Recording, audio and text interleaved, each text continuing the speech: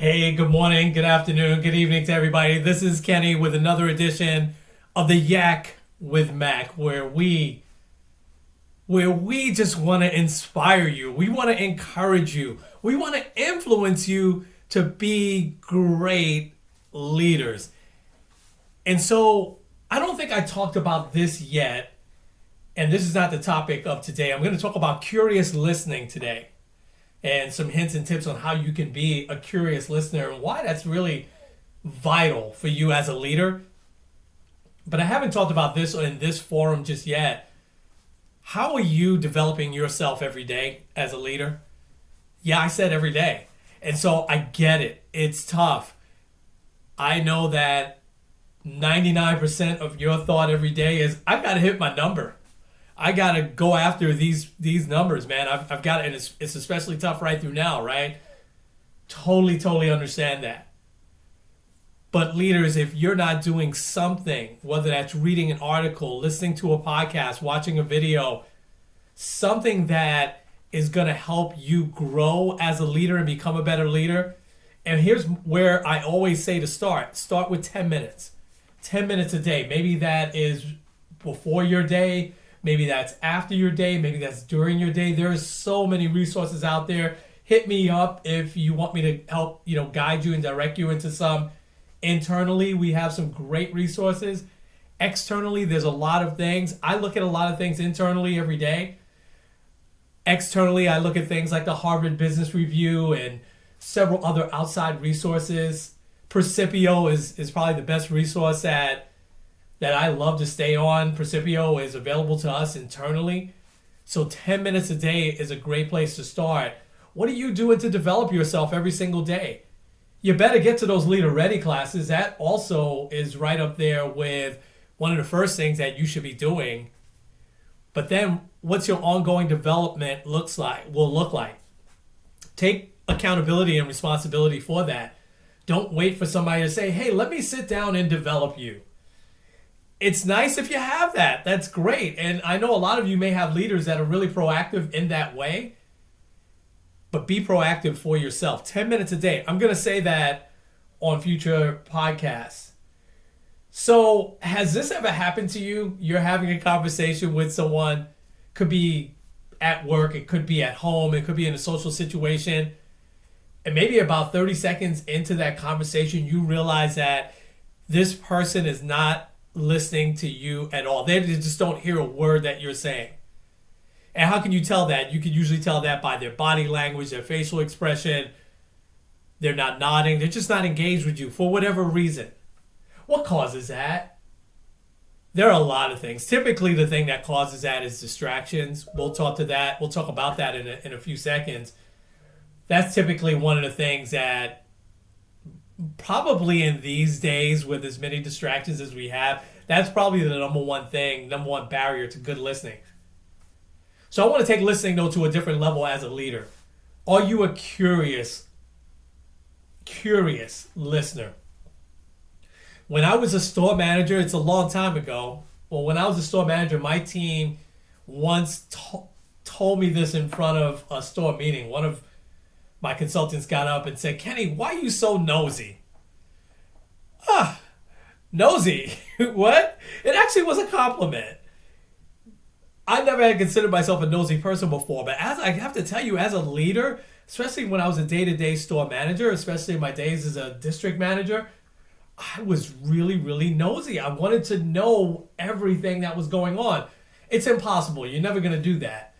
But that was one of my goals every day. And by that, I used to ask my team a lot of questions. And I can remember my store, the times when I was in my office, the office was right next to the store lunchroom. So I have to admit, I propped the door open so I could listen to conversations and then I could kind of get involved in that. And there were times if I thought the conversation was personal that I closed the door because I just didn't feel right listening to that. Well, it was a conversation about the store, about something we possibly could do better. You better believe I went out and I asked some questions and I knew the conversation didn't involve me at first, so I kind of stuck my nose in. So I guess in that sense I was a little bit nosy. But over the years I've become extremely curious. I've become I really want to know. I want to know more and more. I want to know more about you. I want to know more about the situation. And so when you think about this, let's talk about why it's important as a leader. There's a few reasons. When you listen curiously to someone, you pay them one of the highest compliments that you could pay them. Your people know that they are important to you. When you have curious listening with one of your people, they realize how important they are, and everything that they're saying to you is how important that is to you. That's a big, big compliment. Second thing is, yeah, it shows that they are important. Don't you want your people to feel important? Think about how marginalized you feel or you felt the last time you had a conversation with someone and you just knew that they were not listening. So it's one of the highest compliments. It helps make your people feel important. You want that high self-esteem of each and every one of your mobile experts, right?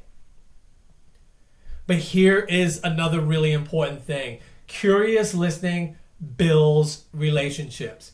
And if you have that in mind as you're listening, that you want to build a relationship with that mobile expert, with that retail associate manager, with that customer, with that district manager, if you're a store manager, if you have that in mind, that is a reason why you want to be a curious listener, is because you want to really build a relationship, you're going to get there.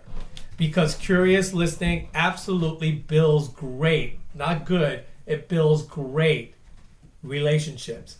Because think about this, it's a high compliment that you're paying. They know that they're important to you.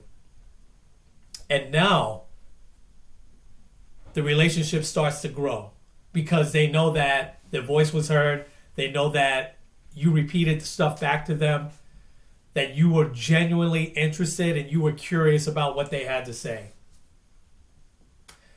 If you go into a conversation, a coaching session, conversation, whatever, and you go in with the thought that on this scale you want to build relationships more than you want to gain knowledge, then you are on the right track. Because if you just go into a relationship or a conversation where you just want to gain knowledge, we could do that all day long. Or you could just read something to gain knowledge. You can't read something and build a relationship. All right, so how do you do it? Let me give some quick hints and tips on what's made me a very curious, maybe even some might say nosy listener over the years. Let me talk about something I think everyone can relate to. When you go to a wedding, some of you that have heard me speak have heard me talk about weddings before. Now, I have to tell you, I used to be really shy.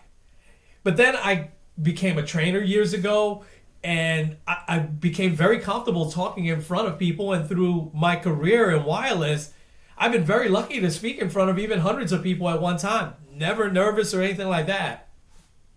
But in a one-on-one social situation, I still had some shyness. I was a relatively shy kid at times. I had outgrown it, and then it kind of came back a little bit. But one of the things when you go to a wedding, think about this. Think about the last wedding you went to. And there's that moment of truth where there's that big table, this reception now, there's that big table with all the names on it. And you anxious to see where your name is at. What table? Oh, we sitting at table 10.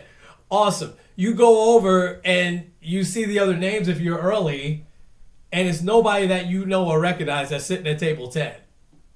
Oh, that's awkward, right? And then everybody comes and sits down. People are dancing and everything like that, but at your table, it's just quiet, man. People just sitting there. Or they're talking to each other. No one's, talking amongst the table. And so I got tired of that. And so probably about 10 years ago, I said, you know what? That's not happening anymore. Whatever table I sat down at a reception, I just started making conversation. You know how I started making conversation? I started asking questions. Questions that I knew I would be curious about.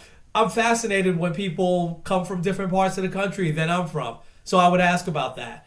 I'm fascinated at other industries that people work in. So I would ask questions about that. What do you do for a living? I'm fascinated when someone is juggling school, kids, work, That fascinates me. So just naturally, I was curious, and naturally, I asked questions, and then guess what? This will happen. I promise you. The whole table starts to get involved. The whole table starts to hear your conversation, and they start to get involved.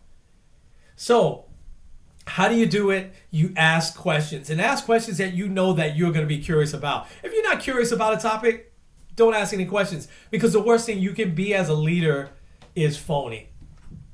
So ask questions. Here are a couple of other things that you can do to be a curious listener. Remove physical barriers. I'm sitting at a desk right now. That's because I'm in my office by myself. When I have conversations with my team or with other people, I always tried to make sure that there was no barrier in between, that we might, if we go get coffee, we're sitting next to each other, or, I always tried to make sure there were no barriers in between, no physical barriers. It's kind of the same concept if you are a mobile expert and you're talking to a customer. You really don't want a physical barrier there. But here, I talked about this at the beginning, right? Here is the number one thing that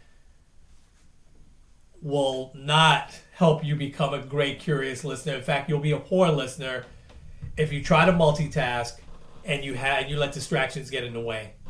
See, the phone is the biggest distraction. Put the laptop down, put the phone in your pocket, put it on the table, face down so you're not seeing anything, put it on vibrate, silent, whatever. And don't do two things at once. See, we think we can be great multitaskers. We can't. There are some people that do that a lot better than others. But here's the thing with multitasking. Even if you're really good at it, you're just doing 3 or 4 things average. Don't you want to do one thing really, really well? And that one thing that you are enlisted to do at that moment really, really well is to be a curious listener with your people. Your people need you. Your people need to know that they are important to you. Your people need to know that you are paying them the highest compliment by listening to them and making sure that what they are telling you is important to them and that you got every single word of it. Not a little bit, not one part of the story. You heard every single word. And sometimes that requires you to take some action after that. Sometimes you just got to listen. How many times that's happened with a customer where you're just listening? All right, so we're going to wrap up. Curious listening. Highest compliment you can pay to a person. It builds relationships. Think about that before gaining more knowledge. You want to build a relationship, but you also want to gain more knowledge. But the relationship building is up here. Think about the next time you are at a wedding and you start to make that conversation at that table where you know nobody else except the person that you came to the wedding with. Ask great questions. Hey, where are you from? What do you do for a living? What's that like? Make sure you're really genuinely interested in it. Remove any physical barriers when you're having conversations, and no multitasking. Put the phone down, put the laptop down. That could wait. Is there anything more important than your people? It's not. We'll talk about some more stuff next week. For now, this is Kenny with the Yak with Mac. We'll catch up with you soon.